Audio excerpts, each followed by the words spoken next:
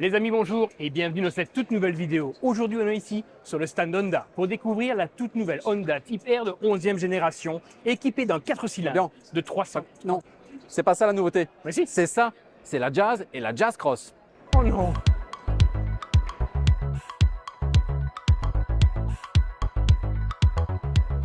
Et donc là voilà la nouveauté de chez Honda, c'est la Jazz en version restylée.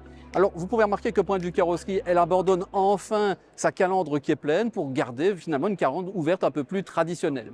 Sous le capot, on retrouve une mécanique hybride avec le 1,5 litre de chez Honda qui fournit en tout 122 chevaux et 253 Nm. Le prix de base de la voiture est de 24 170 €. Ce qui reste quand même un petit peu cher par rapport à la taille du véhicule, mais c'est une Honda et donc on sait bien que la technologie embarquée est vraiment très évoluée. Point de vue esthétique, on voit que cette teinte de couleur est très réussie, mais moi ce que je préfère, ce n'est pas encore cette version-ci.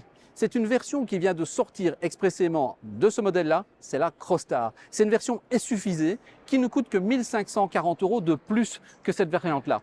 Et la voici ici devant vous. Alors qu'est-ce qu'on retrouve sur ce véhicule-là? On retrouve des barres de toit, une garde au sol rajoutée, également des passages de roues qui sont un petit peu baroudeurs maintenant, avec ces plastiques noirs devant, sur les côtés. C'est beaucoup plus sympa. À l'intérieur, il n'y a pas grand-chose qui change, à part la sellerie qui est maintenant de type hydrofuge. Bon, à part si vous avez un bébé qui peut être malade, je ne vois pas trop l'intérêt sur ce genre de véhicule qui conserve ses portières en temps normal. La Jazz, c'est vraiment la citadine par excellence. Tout d'abord, ses dimensions. 4 mètres de long, 1,70 m de large et surtout un diamètre de braquage de 10,1 m seulement. Elle se faufile vraiment partout.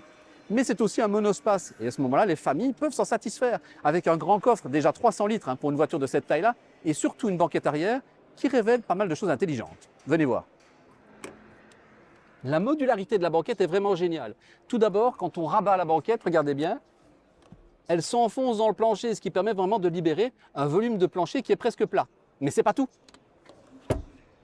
Ceci se relève pour permettre de disposer, hop, comme ça, eh bien, d'un espace hop, super généreux pour pouvoir transporter, je ne sais pas, le vélo des enfants par exemple.